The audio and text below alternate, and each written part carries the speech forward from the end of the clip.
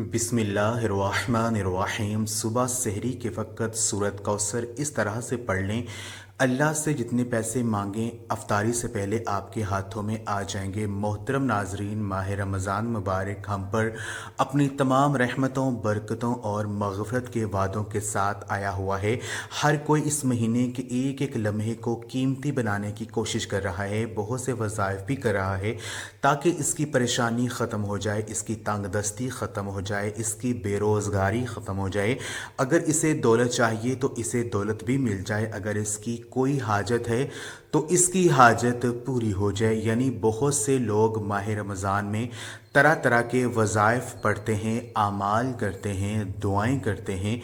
अमूमन अफ्तारी के वक़्त हर घर में दुआ खुसूसी की जाती है। अहदीस मुबारका के मुताबिक अफ्तारी का सामान सामने रखकर दुआ में मशगूल बंदे के हवाले से अल्लाह तबारक व तआला अर्श पर फ़ख्र फरमाते हैं कि जो लोग अफ्तारी का सामान सामने रखकर अल्लाह ताला से दुआ मांगते हैं, अपनी ज़रूरतों के हवाले से, अपनी हाजात के हवाले से, अपने गुनाहों की मुआफ़ी के हवाले से अल्लाह ताला इन पर फ़ख्र फरमाते हैं, तो ये वक़्त कबूलियत का बहुत ही ख़ास वक़्त होता है। तो आज मैं आप लोगों के लिए सहरी के वक़्त के हवाले से एक ऐसा ख़ास अमल बताने जा रहा हूँ। इस अमल को आपने सुबह सहरी खाने से पहले पढ़ लेना है।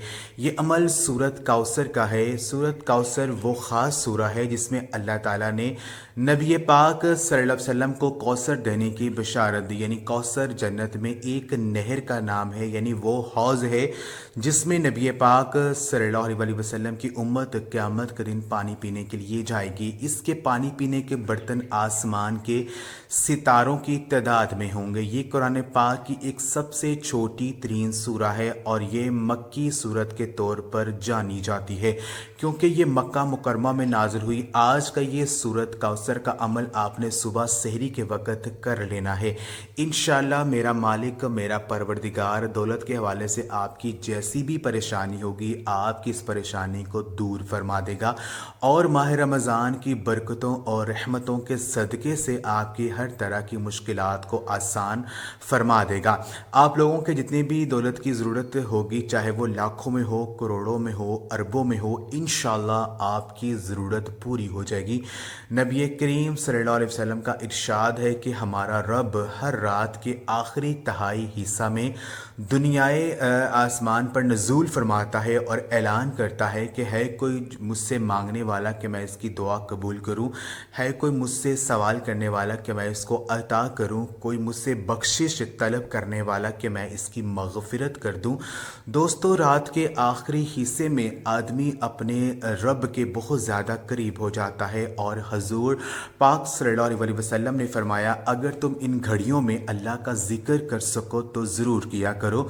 तो मैं अपने तमाम भाइयों, बहनों और दोस्तों को ये कहना चाहता हूँ कि जो लोग नींद की बहुत आशिक होते हैं, नींद के बादशाह होते हैं, तो मैं इनसे कहना चाहता हूँ कि जो लोग सहरी खाए बग़ैर रोज़ा रख लेते हैं, वो नबी पाक सल्लल्लाहु अलैहि वसल्लम की सुन्नत को पूरा नहीं कर रहे होते। और जो लोग सहरी खाते हैं, रोज़े की नीयत करते हैं, दुआ मांगते हैं, अल्लाह ताला के इन पर रहमत जो है बरसती है और फरिश्ते इनके लिए मग़फ़िरत की दुआ करते हैं। सहरी के वक़्त आप लोगों ने सूरत कौसर का ये अमल करना है जो मैं आज आपको बताने जा रहा हूँ। सहरी खाने से पहले 11 मरतबा सूरत कौसर पढ़नी है और साथ अल्लाह पाक का एक नाम या रज़्ज़ाक़, इसको भी आपने पढ़ना है। यानी आपने इस तरह से ये अमल करना है, जब आप एक मरतबा सूरत कौसर पढ़ेंगे, इसके बाद 3 मरतबा या रज़्ज़ाक़ को आपने पढ़ना है। यानी हर बार सूरत कौसर पढ़ने के बाद 3 मरतबा या रज़्ज़ाक़ को आपने पढ़ना है। यानी आपने 11 मरतबा सूरत कौसर पढ़नी है और साथ 33 मरतबा या रज़्ज़ाक़ को आपने पढ़ना है।